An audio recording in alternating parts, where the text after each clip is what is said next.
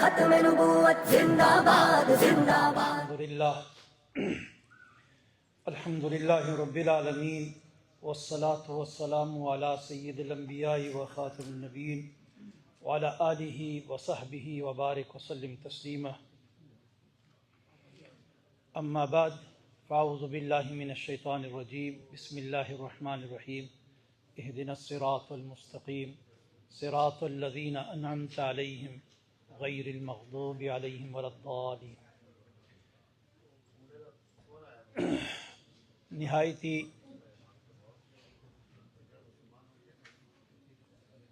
قابل قدر علماء اکرام اور اس مجلس کے صدر حضرت مولانا خواجہ خلیل احمد صاحب دامت فیوزہم العالیہ اور اسٹیج پر بیٹھے ہوئے جید اور ممتاز علماء اکرام، السلام علیکم ورحمۃ اللہ وبرکاتہ. آج اس کانفرنس میں اسے 2-3 باتیں آپ حضرات کے سامنے شیئر کرتا ہوں. ایک تو یہ کہ ختم نبوت کانفرنس یہاں ہے برمنگھم میں، اور اس طرح گلاسگو، کارڈف، یارکشائر میں ہوئی. ان تمام کانفرنسوں کا بنیادی مقصد آپ حضرات کے سامنے علماء نے بیان کر دیا کہ ان کانفرنسوں کے ذریعے سے ختم نبوت کا پیغام اپنے نوجوان نسل تک اور اپنے مسلمان بھائیوں اور بہنوں تک پہنچانا ہے. اس لیے کہ ختم نبوت پہ ڈاکہ زن رات دن یہاں محنت کر رہے ہیں اور وہ مسلمانوں کو ورغلا کر، دھوکہ دے کر، چیٹنگ کر کے اسلام سے دور کر رہے ہیں. علماء کی ذمہ داری ہے کہ وہ اس راستے کو روکیں، اور علماء الحمدللہ اپنی ذمہ داری نبھا رہے ہیں.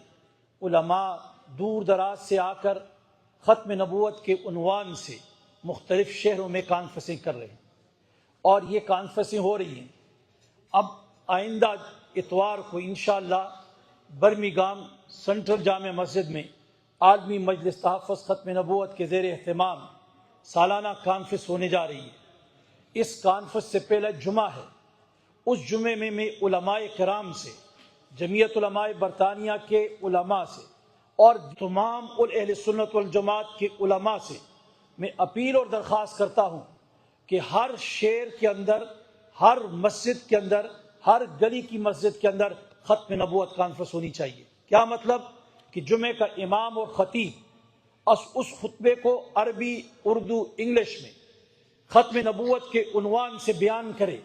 آپ کا یہ خطبہ، آپ کا یہ بیان انشاءاللہ کئی ایک لوگوں کے ایمان کے بچانے کا ذریعہ بن جائے گا. انشاءاللہ ہم جس طرح خطبہ جمعیت علماء برطانیہ کے اس سے بھیجتے ہیں تمام علماء کو، اور وہ خطبہ انشاءاللہ ختم نبوت کے بھی آپ کو بھیج دیا جائے گا، تو آپ انشاءاللہ بیان کریں گے. میں آپ کو سچی بات بتاتا ہوں، یہاں عرب لوگ بھی رہتے ہیں بہت سارے.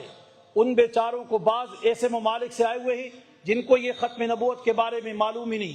لوگ ان کو مرزائی دھوکہ دے کر اپنی کانفرنسوں میں، اپنے پروگراموں میں لے جاتے ہیں، لیکن آپ کا ایک جمعے کا خطبہ ان کے ایمان کے بچانے کا ذریعہ بن جائے گا. تو اس لیے میری ایک تو درخواست آپ سے یہ ہے. دوسری درخواست، اس کے بعد جمعیت علماء برطانیہ کے زیر اہتمام سالانہ توحید و سنت conference Wakefield central Jama Masjid کے اندر ہو رہی ہے.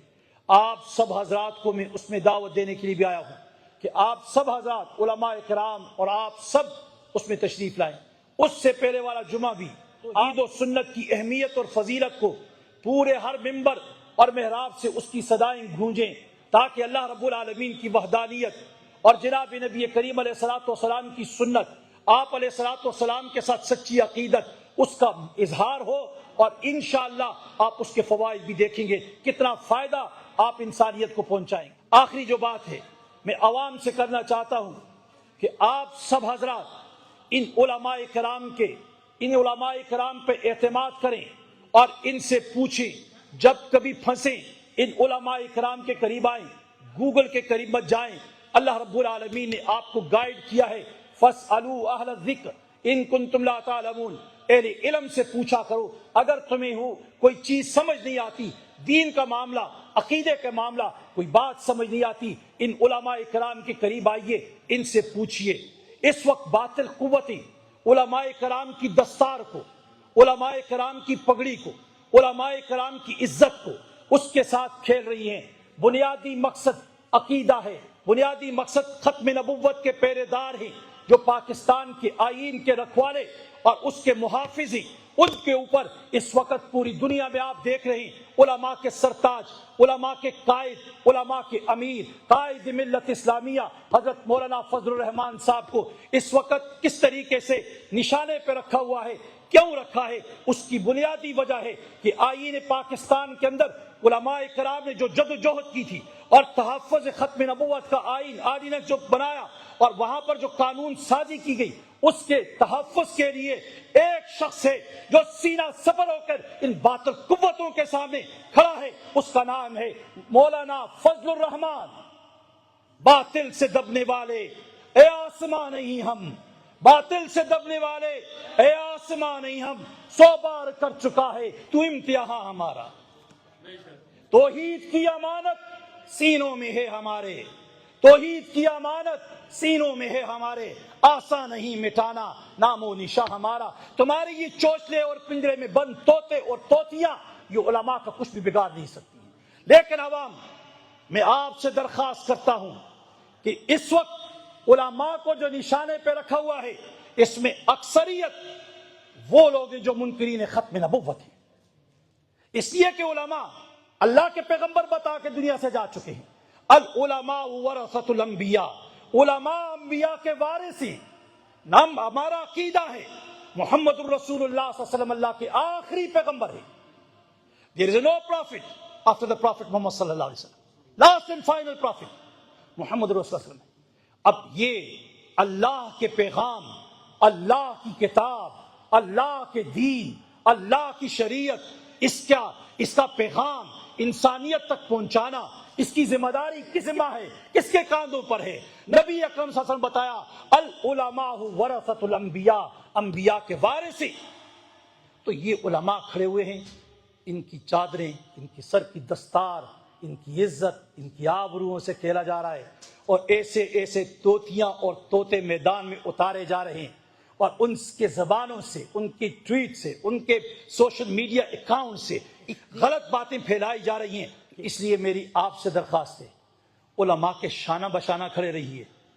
انشاءاللہ ان تمام طاغوتی قوتوں اور طاقتوں کی نظریات اور افکار اور ان کی پلاننگیں انشاءاللہ ہباء منصورہ ہو جائیں گی۔ آپ سب علماء پہ اعتماد کیجئے، جب کبھی پروگراموں میں بلائیں ہر پروگرام کو کامیاب بنانے کی کوشش کریں۔ تاجدار ختم نبوت زندہ باد، زندہ باد، تاجدار ختم نبوت زندہ باد، زندہ باد، ہر ختم نبوت کا ہر مجلس میں پرچار۔